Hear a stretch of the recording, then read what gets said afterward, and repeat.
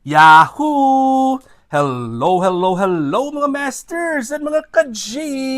Good morning, good morning, good morning, good morning, good morning po sa inyo lahat dyan sa Pilipinas at sa buong Asian countries at kung saan man kayong lupalop ng ating daigdig ay hayaan niyo muna kami ni G, the green girly cutie patuti iguana, na batiin po kayo ng good morning, good noon, good afternoon, good evening at good night na po sa mga ready ng matulog.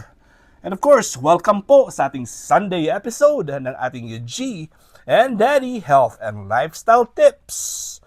So, siyempre, Sunday po ngayon mga masters and mga ka-G. Meron tayong Premier Marathon sa ating bahay kulitan. Pero unfortunately po, hindi po ako makapag-host ngayon dahil meron po kaming event sa family. So, syempre, may family dinner po kami at hindi po ako makapag-host. So, sa pansamantala, meron tayong mga proxy hosts. In behalf po sa akin, meron tayong si Mercy Kitchenette. In behalf po, syempre si Yams OFW Vlogs ay nandyan pa rin. At in behalf po kay Rowena Millares TV, tingnan natin, baka si Ate Bams 2.0 yung magsasub. And sa pwesto naman ni Beshi Merle Estani Vlog, ayan kay Mang Beshi, asawa ng mekaniko. Alright, so kita-kits tayo at I hope you will support us. 12 noon, magsa-start po si Mercy Kitchenette. Hanggang alas 10 ng gabi po yan sa apat na mga host na magpapalit-palitan po yan. Alright? So since it's a holiday season, sa Christmas na po, malapit na po yung Christmas mga masters. Sa apat na araw na lang, naku, ho, ho, ho, ho. So let's talk about happiness, how happiness affects health. Okay, slowly lang tayo dito. Slowly but surely na lang po ang topic natin na pag-discuss na lang natin dito. Parang wala lang tayo pressure. Okay? So kayo ba? Do you guys believe that happiness can help your health? Sino ba sa inyo dyan ang nakikinig? Kung nakikinig po kayo sa mga nag-a-agree po, mag-comment kayo ng heart.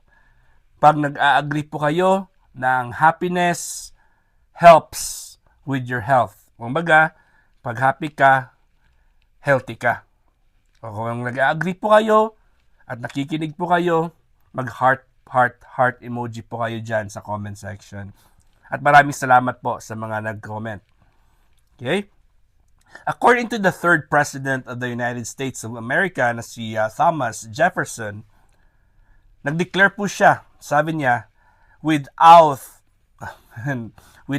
health, there can be no happiness. Without health, there can be no happiness. O, diba? Science now shows the opposite is true too. So, pag hindi ka happy, hindi ka rin healthy. And that's the opposite side, which is also true. Tested and proven na po yan ng science, ng siyensya. Okay? Happiness is an important component to maintaining physical health. O, diba? Happiness is an important component of maintaining physical health. Kailangan tayo maging happy para ma-maintain ang ating health. Diba? It makes sense, right? In fact, that mind-body connection goes deeper than many people realize. So, kayo ba? Familiar ba kayo sa mind-body connection? Kumbaga, yung ating mind ay connected sa ating body, sa ating katawan. O, diba? Siyempre, connected po yan, mga masters at mga ka-G. Kasi importante po yan, ang mind-body connection. And a troubled mind, ang pag-iisip daw na troubled or litong-lito ay magkaproblema din po. Nagkakaproblema din po yan. Okay?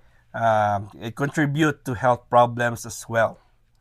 We know that up to 80% of visits to primary care doctors are due to conditions that are caused by exacerbated or exacerbated by unmanaged stress. So, halos 80%, 80% ng mga pumupunta po sa kanilang mga doktor, sa mga primary health doctors po nila, kung titingnan lang po ang main cause ng kanilang mga reklamo at mga symptoms po nila, connected po yan sa mga unresolved na mga stress po nila. Yung mga hindi po nila na-identify na stressed out sila, yung mga hindi po nila alam o hindi po nila na properly managed ang kanilang stress. At bigla pong, syempre, na-discuss na rin po natin ito noon na tayo ay stress. Ang katawan po natin ay nagpo-produce ng acid. Tumataas po yung cortisol natin. Cortisol is a hormone. This is also the hormone that increases when you are stressed. Meron ding isang doktor, yung pangalan niya si Dr. Francois Adan. Director po siya ng Connor Integrative Health Network of University Hospitals sa Cleveland. Ang sabi niya po, being happy doesn't make us feel better. Being happy doesn't just make us feel better. It improves our health. Ulitin ko po being happy doesn't just make us feel better. It improves our health. It helps us eat healthier, be more active, and sleep better. O diba? Grabe talaga ang effect pag tayo ay happy dahil marami po tayong positive na magagawa ng mga bagay. Makakain tayo ng mabuti, makatulog tayo ng mabuti, makapagsalita tayo ng mabuti, makapag-isip tayo ng mabuti. Kasi everything is positive pag tayo ay happy. Di ba? Tama naman, di ba? Tamang-tama po talaga. So, because happiness leads to a healthier behaviors. To healthier behaviors. At pag happy po tayo, mga masters and mga ka-G, it helps avoid, syempre, high blood pressure and excess body fat, resulting in lower risk of stroke and cardiovascular diseases. Sabi po ng isa sa mga doktor na involved din po sa mga studies. Mga studies po. Okay? So, the connection between mental and physical health is very, very visible. Makikita mo talaga, mga masters. So, sa mga tao po na very, very observant at yung may mga gift na syempre, yung mga professionals talaga na nakapagbasa ng mga behaviors ay marirelate talaga nila.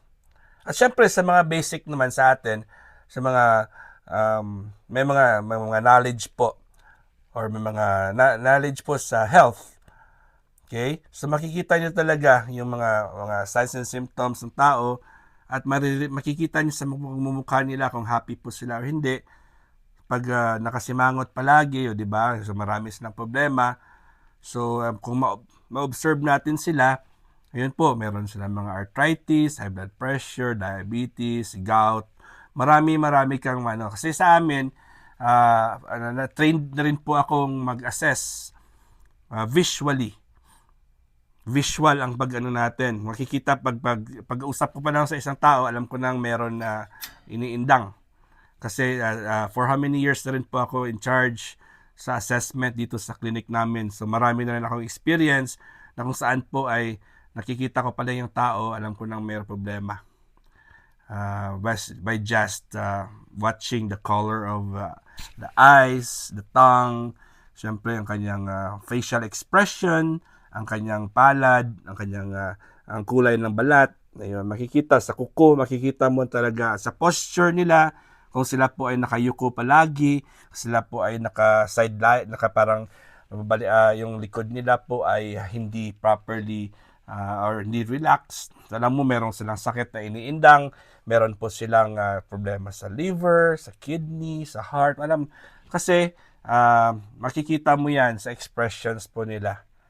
'Di ba? So it takes training for us to really appreciate it. Alright, so kailangan po tayo magiging happy, especially po this holiday season.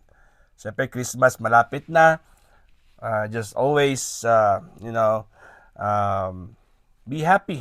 Avoid nyo na po ang mga negativity sa ating paligid. Enjoy lang po tayo.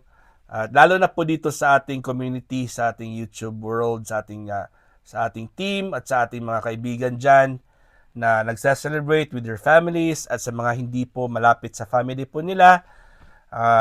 Katulad ko rin po ay keep connected with your loved ones. Unahin muna sila bago po ang YT. Okay? Unahin muna sila bago ang YT. At kung wala talagang family, ay nandito naman ang YT. O, di ba? So, hanggang dito lang ang lecture natin.